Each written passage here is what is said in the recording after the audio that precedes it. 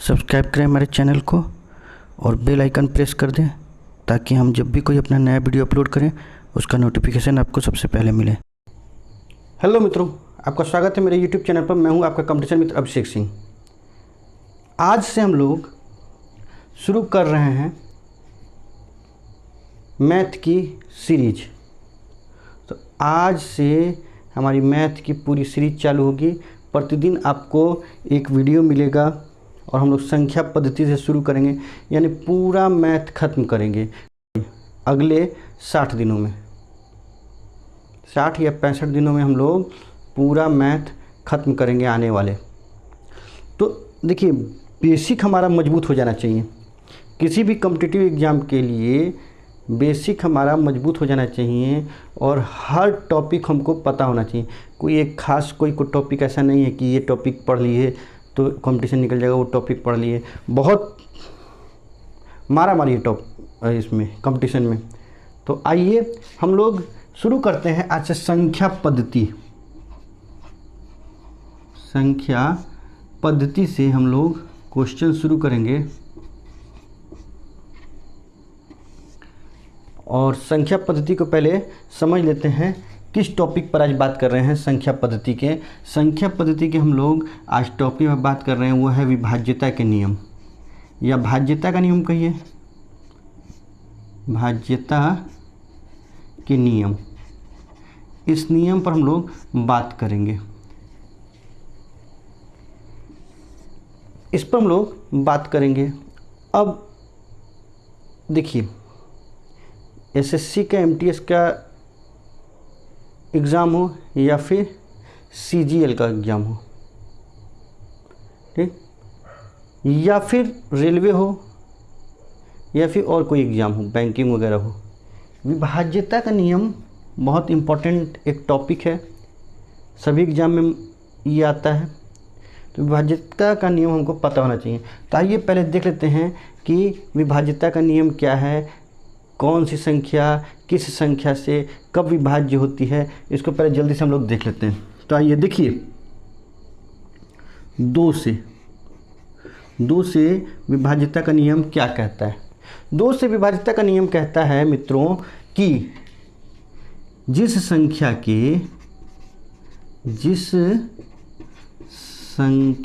के इकाई स्थान पर या इकाई का अंक 0, 2, 4, 6 या 8 हो, वह संख्या क्या होगी? 2 से विभाज्य होगी। 2 से विभाज्य होगी। ये निश्चित बात जान लीजिए।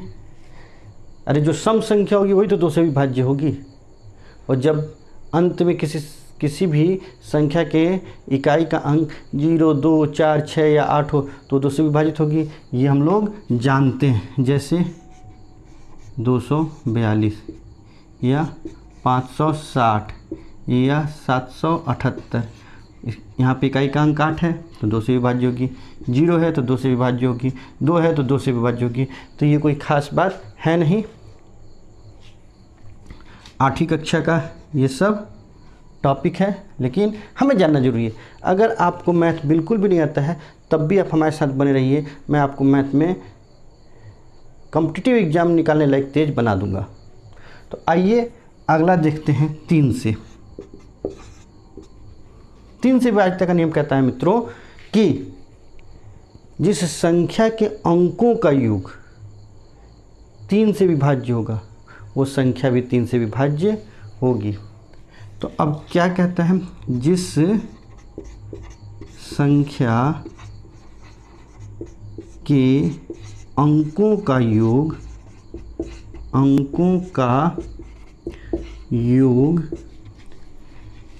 3 से विभाज्य होगा, वह संख्या भी 3 3 से विभाज्य होगी।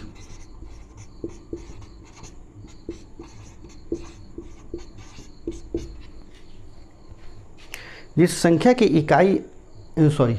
जिस संख्या के सभी अंकों को जोड़ दें वो 3 से विभाज्य हो जाए तो संख्या भी 3 से विभाज्य होगी। जैसे कोई संख्या हम ले लेते हैं, जैसे 354 ले लेते हैं, उदाहरण ले लेते हैं 354। अब देखिए में 354 में 3 जोड़ दीजिए, 5 जोड़ दीजिए, 4 जोड़ दीजिए, आ गया 9। 9 क्या 3 के पहाड़ा में है? 3 तिया 9, तो 9 3 से विभाज्य है,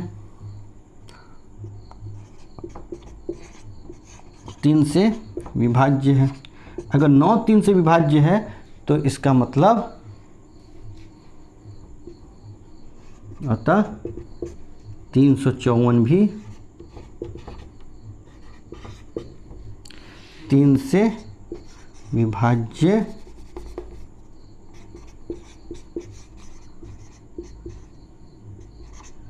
होगी। इसमें बिल्कुल कहीं कोई संदेह नहीं है। तो 3 से 4 से देख लेते हैं। 4 से मित्रों विभाज्यता का नियम बोलता है कि किसी संख्या के इकाई का अंक और दहाई का अंक, किसी संख्या के इकाई और दहाई के अंक से मिलकर बनी संख्या अगर 4 से विभाज्य होगी तो संख्या भी 4 से विभाज्य होगी। अब जैसे आइए पहले देख लेते हैं, जिस संख्या के दहाई और इकाई के अंकों से बनी संख्या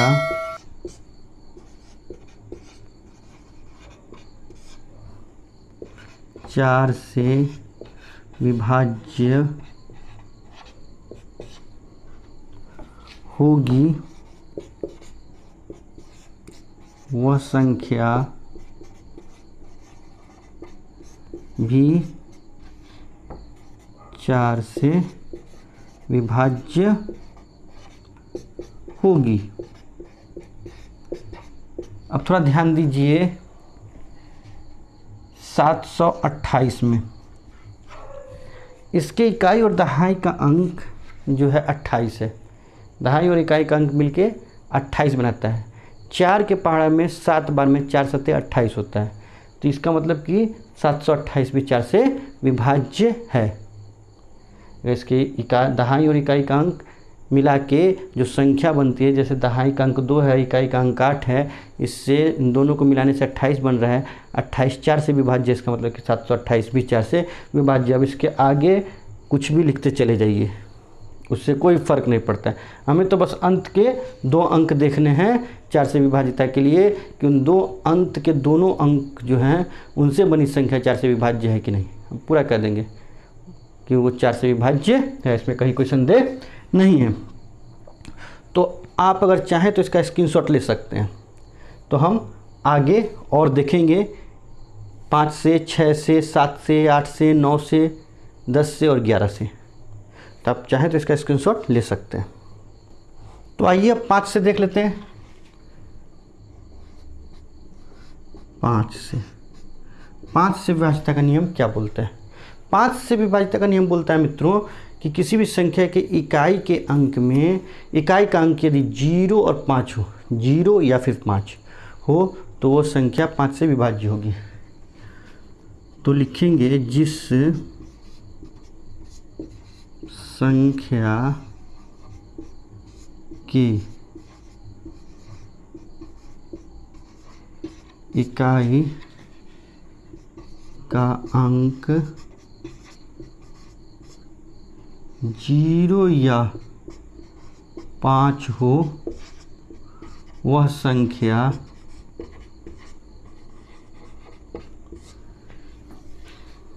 भी 5 से विभाज्य होगी।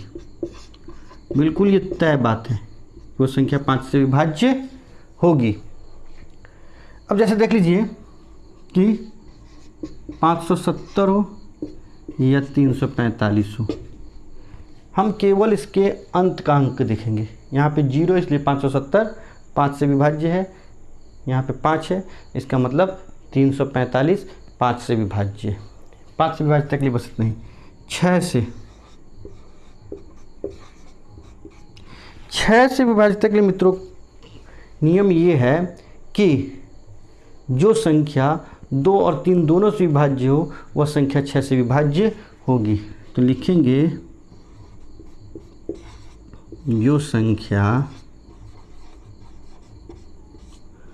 2 और 3 दोनों से विभाज्य हो वह 6 से भी विभाज्य होगी। जो संख्या 2 और 3 दोनों से विभाजित हो वह संख्या 6 से विभाज्य होगी।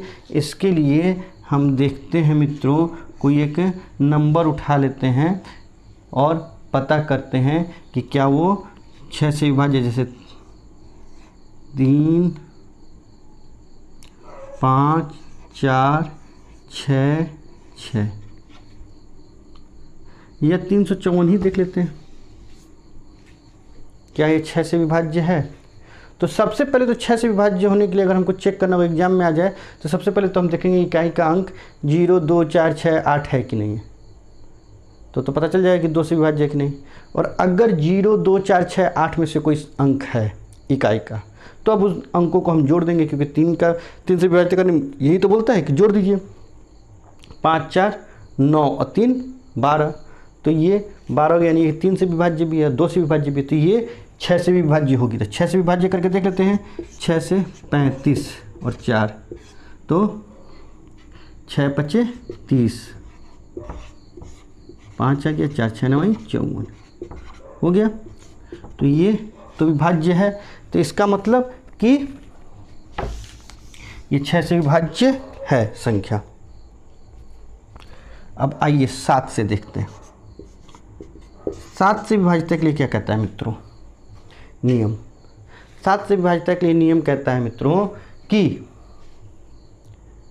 किसी संख्या का अगर पता करना है तो 7 से विभाज्य है कि नहीं, उसके इकाई के अंक को दोगुना कर दो, उसके इकाई के अंक को 2 गुना कर दो और बाकी अंकों से जो बनी संख्या है उसमें से घटा दो। अब जो आपका परिणाम आया वो अगर 7 से विभाज्य है तो वह संख्या भी 7 से विभाज्य होगी। तो आइए देखते हैं।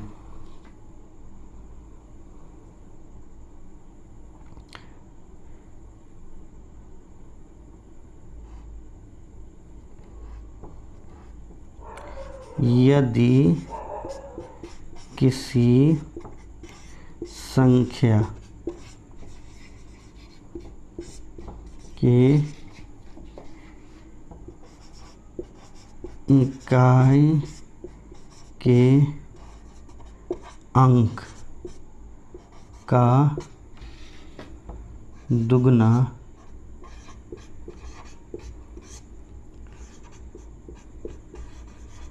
बाकी बचे अंकों की संख्या, अंकों से बनी संख्या से घटाने पर जो परिणामी संख्या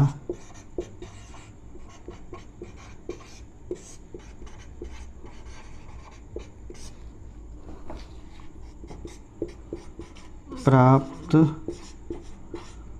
होती है यदि वह 7 से विभाज्य हो तो मूल संख्या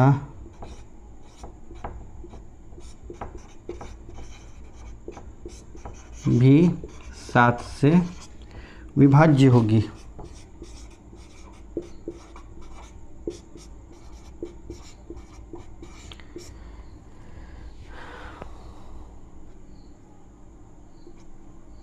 यदि किसी संख्या की इकाई के अंक का दुगना बाकी बचे अंकों से बनी संख्या से घटाने पर जो परिणामी संख्या प्राप्त होती है यदि वह 7 से विभाज्य हो तो मूल संख्या भी 7 से विभाज्य होगी। मतलब कि इकाई के अंक का हमको दुगना कर देना है और बाकी जो अंक बचे हैं उनसे बनी संख्या में से घटा देना है।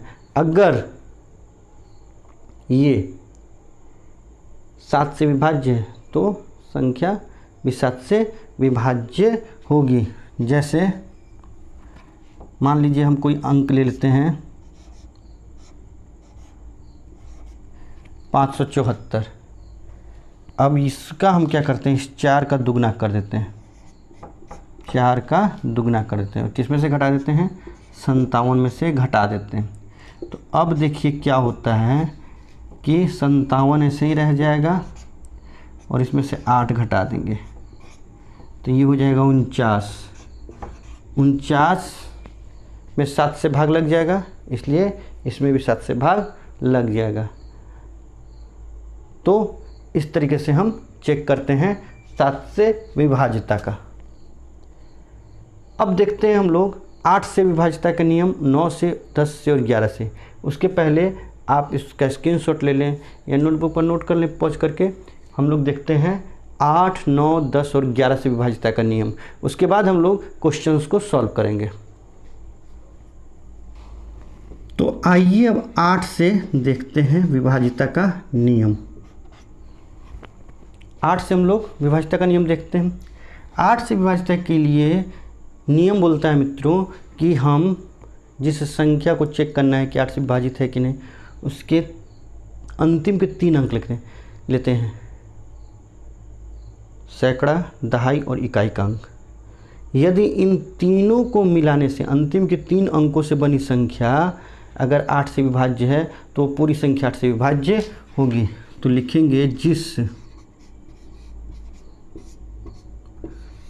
संख्या के अंतिम के 3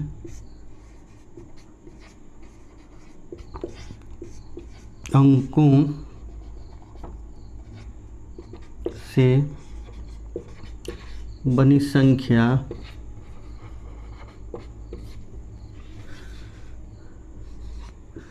आठ से विभाज्य होगी।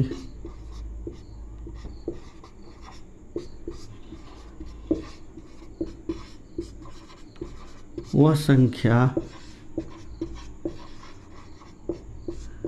भी 8 से विभाज्य होगी। जैसे मित्रों ले लेते हैं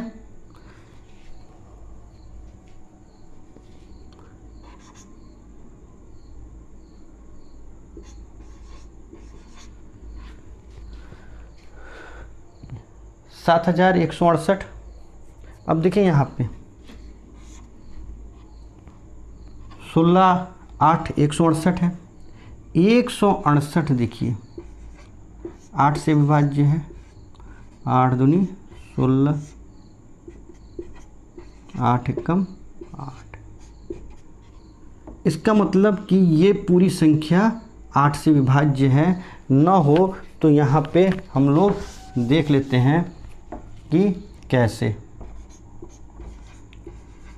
बिल्कुल पूरा वीडियो बिल्कुल ध्यान से देखिए। अभी हम लोग क्वेश्चन भी सॉल्व करेंगे इस पर। जैसे 8 से 8 अठे 64, 7 बचेगा। 6, 8 9 72, 4 बचेगा, 8 6 48। देखिए, तो अंतिम के 3 अंकों को हमको केवल देखना होता है, उसी से हमको पता चल जाता है। इसका चाहे तो स्क्रीनशॉट आप ले सकते हैं।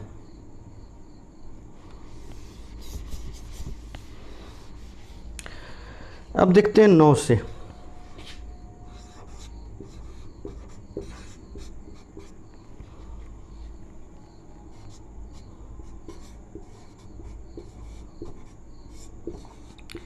जिस संख्या के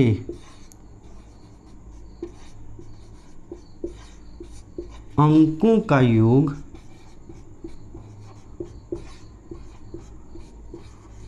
9 से विभाज्य हो, विभाज्य का मतलब पूर्ण भाज्य, पूरी तरीके से भाग लग जाना, 9 से विभाज्य हो वह संख्या भी 9 से विभाज्य होगी।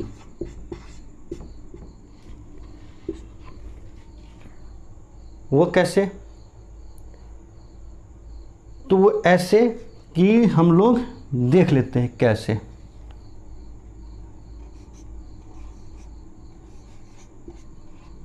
मान लीजिए ये कोई संख्या है, इनके सभी अंकों को हम जोड़ लेते हैं। 7 जोड़ 2 जोड़ 8 जोड़ 1, 7281 में सभी अंकों को हमने जोड़ लिया।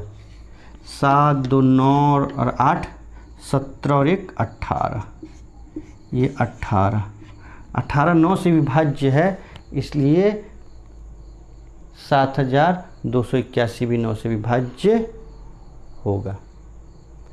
आगे देखते हैं 10 से।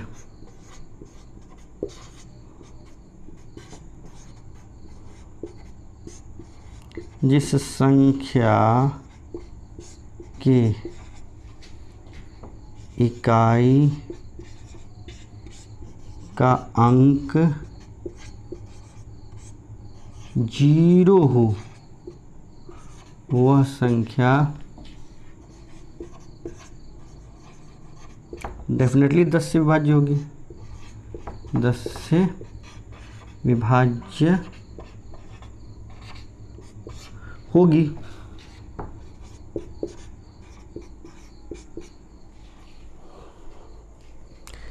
जिसके भी अंत में 0 होगा वो संख्या 10 से विभाज्य होगी, ये बताने की जरूरत नहीं है। 11 से।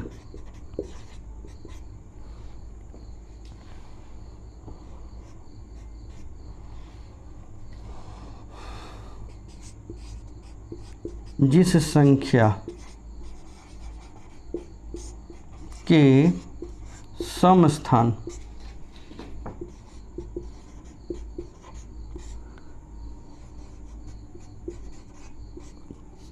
के अंकों का योग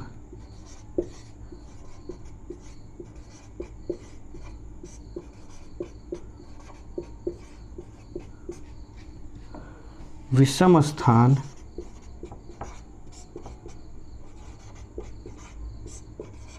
के अंकों के योग से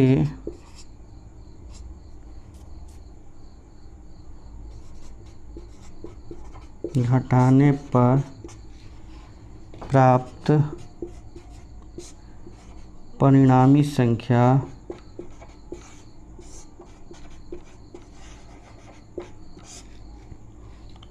यदि 0 या 11 से भाज्य हो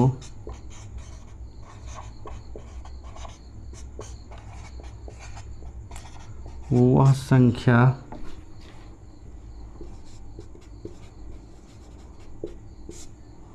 ग्यारह से विभाज्य होगी।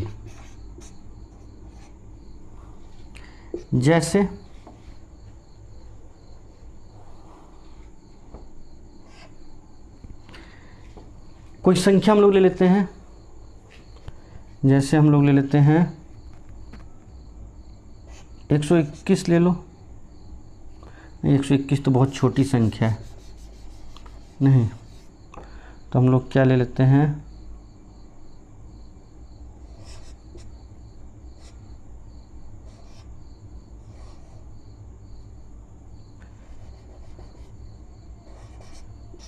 ये ले लेते हैं। ठीक, 5731। अब ये देखिए, और भी लेना है तो और भी ले सकते हैं हम लोग, जैसे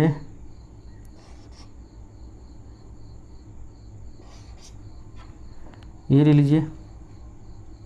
ठीक, ज़्यादा लंबा हो गया अब ये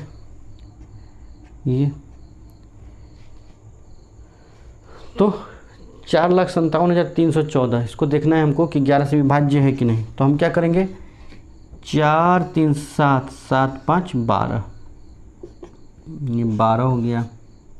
घटा देंगे किसमें से, 7 1 और 7 8 हो जाएगा, 8 4 12, घटा दिए, आ गया 0।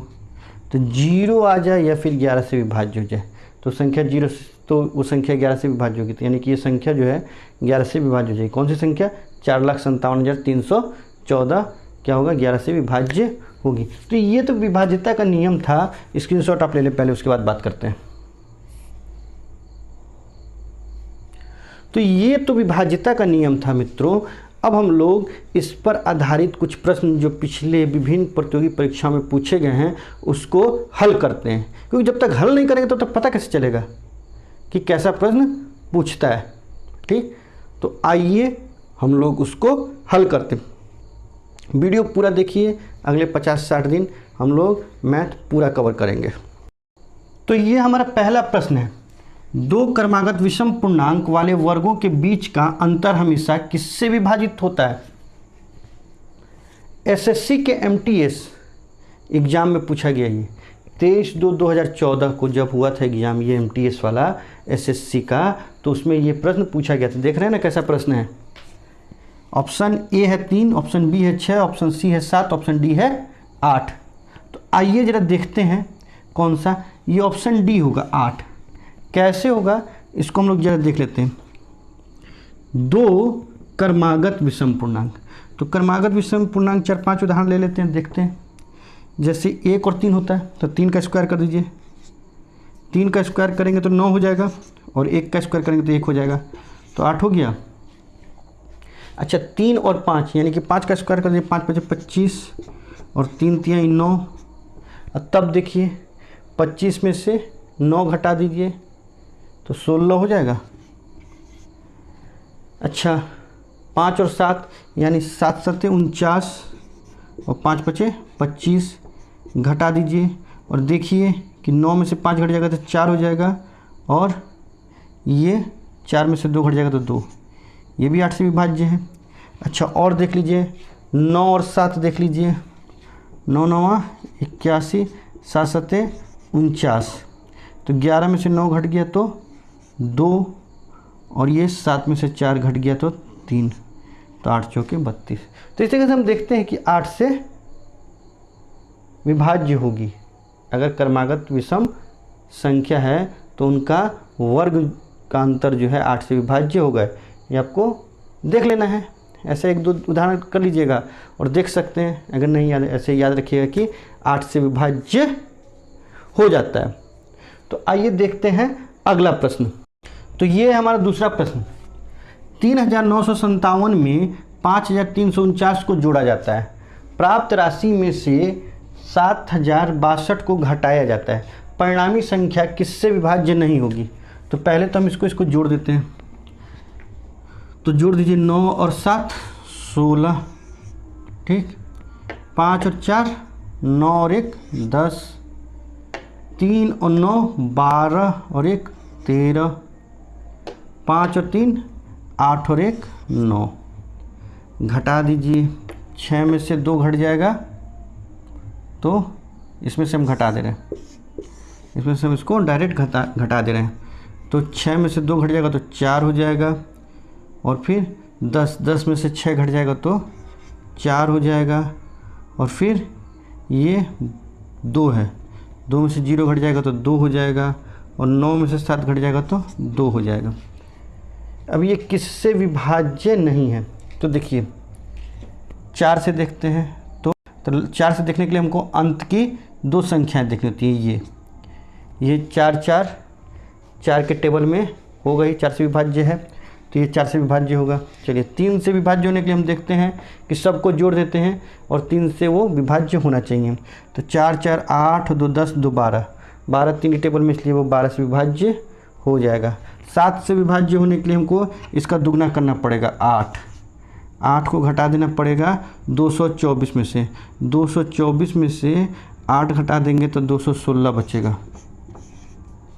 अभी भी लंबा है, अभी भी नहीं पता चल रहा है, तो इसलिए हम क्या करेंगे कि इसका दुगना कर देंगे, तो 12, 21 में से 12 घटा देंगे, 6 का दुगना करेंगे तो 12, हालांकि अभी पता चल गया हमको, लेकिन ऐसे अगर ज़्यादा लंबा होगा तो ऐसे करेंगे। अब 12 घटा देंगे तो 9, 7 के टेबल में 9 नहीं है, तो ये 7 हमारा आंसर हो सकता है अभी, लेकिन 11 से पहले चेक कर लेते हैं।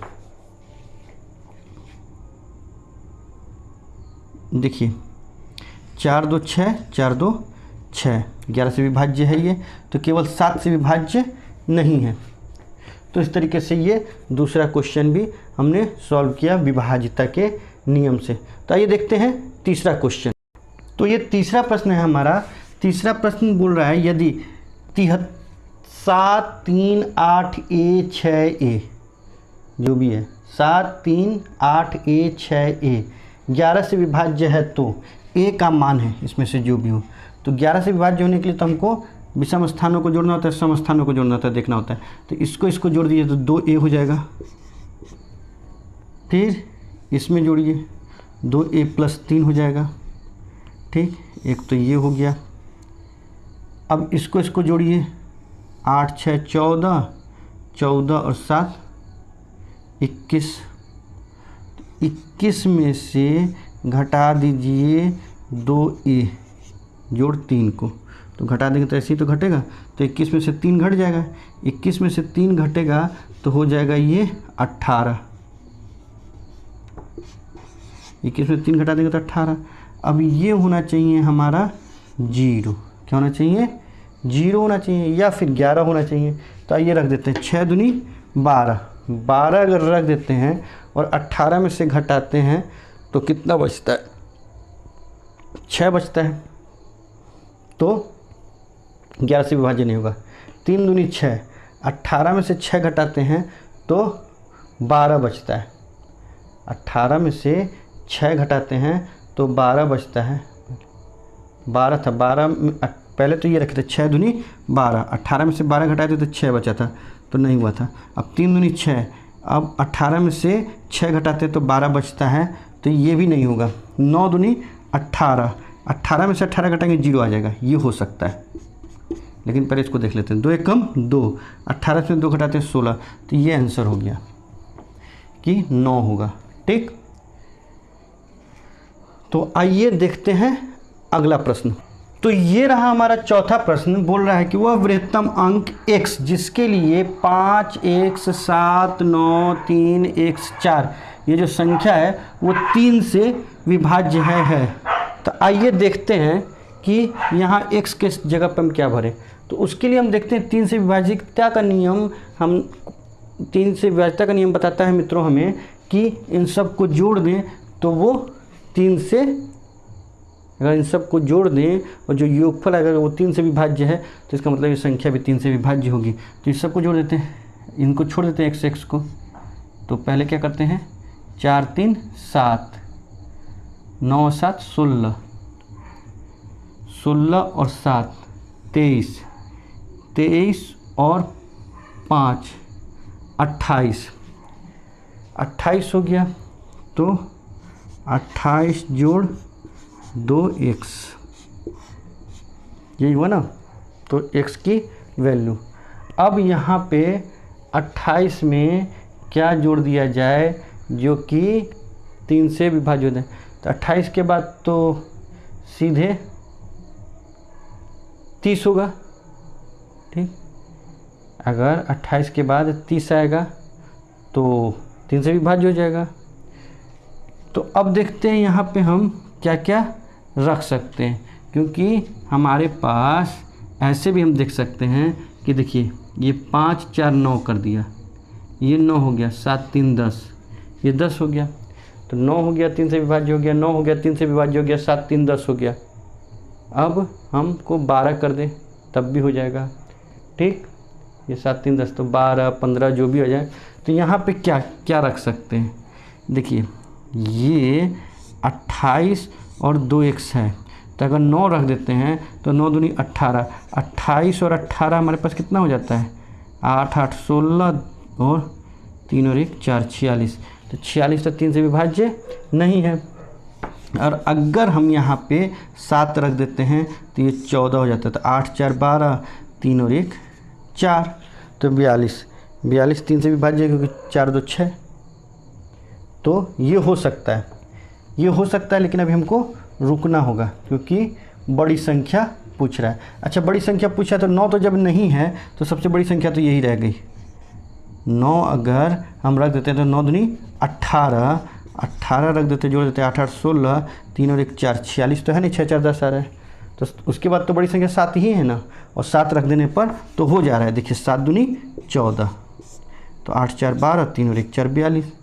तो 3 के पहाड़ा में 14 बार में 42 है, 14 3 42, तो 42 कट जा रहा है, यानी 7 ही आंसर होगा। बृहत्तम संख्या मैंने सबसे बड़ी संख्या, और देखने की जरूरत नहीं है क्योंकि 9 है ही नहीं। 9 से के बाद सबसे बड़ी संख्या तो 7 है और 7 है। ठीक, तो आगे देखते हैं और अगला प्रश्न। तो ये हमारे पास 5वां प्रश्न, इसको देखते हैं कि यदि 5 4 3 2 स्टार 7 9 से विभाज्य हो तो स्टार के स्थान पर जो अंक होगा वो है, ऑप्शन है 0, B 1, C 6, D 9। तो अब हमको मित्रों 9 से विभाज्यता का नियम बताता है कि इन सब को जोड़ दीजिए। अगर वो 9 से विभाज्य होगा तो पूरी संख्या भी 9 से विभाज्य होगी। तो देखिए 7 और 2 9, ये खत्म हो गया, 5 4 9 ये भी खत्म हो गया। अब 3 और इसमें और क्या जोड़ दिया जाए कि 9 बन जाए, तो तभी तो वो 9 से विभाज्य होगा। तो 3 में 6 जोड़ दिया जाएगा तो 9 से विभाज्य हो जाएगा। तो बहुत बड़ी बात थी रही। तो ये तो आसानी से बनने वाला प्रश्न था। तो विभाज्यता का नियम पता रहेगा तो आसानी से प्रश्न बनेगा। आइए देखते हैं अगला प्रश्न। तो ये है हमारा 6ठा प्रश्न। निम्नलिखित में कौन सी संख्या 18 से पूर्णतः विभक्त नहीं होती। अब 18 से विभाज्यता का नियम तो हमने पढ़ा नहीं मित्रों, तो फिर कैसे होगा, तो जान लीजिए। अब आगे 18 का 2 खंड 9 और 2, 9 और 2 तो हमने पढ़ा है, 9 से विभाजिता और 2 से विभाजिता। तो जो संख्या 9 और 2 दोनों से विभाजित होगी वो 18 से जरूर विभाजित होगी। तो ऐसी संख्या में जो 9 और 2 दोनों से विभाजित हो तो सब अंकों को जोड़ देंगे। अगर 9 के टेबल में होगा, 9 के पहाड़ा में होगा तो वो 9 से विभाजित होगी।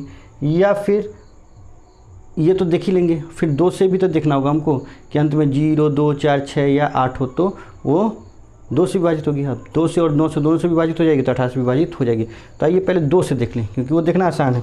देखिए 6 ये 2 से विभाजित है, इसको हम 9 से चेक कर सकते हैं। ये भी 6 है तो इकाई का अंक 2 से विभाजित है, इसको भी चेक करना होगा। ये 6 है, ये भी 2 से विभाजित है, इसको चेक करना होगा। लेकिन यहाँ पे 3 है इकाई के अंक पर, ये 2 से विभाजित नहीं है तो 18 से तो विभाजित होगी ही नहीं क्योंकि 9 से फिर चेक करने का कोई औचित्य ही नहीं बनता है। तो डी ऑप्शन हमारा सही हो जाएगा। तो बस इस तरह से बन जाएगा। तो विभाज्यता का नियम आपको याद करना होगा और प्रश्न को हल करना होगा, तब तो प्रश्न बिल्कुल हलवा हो जाएगा। तो आशा है कि आपको हमारे साथ मज़ा आया होगा। अगर आपने अब तक हमारा वीडियो लाइक नहीं किया तो वीडियो को लाइक कर लें, हमारे चैनल को सब्सक्राइब नहीं किया तो हमारे चैनल को सब्सक्राइब कर लें और बेल आइकन को प्रेस कर दें ताकि जब भी हम अपना कोई नया वीडियो अपलोड करें तो उसका नोटिफिकेशन आपको तुरंत मिले। Thank you for watching, good bye.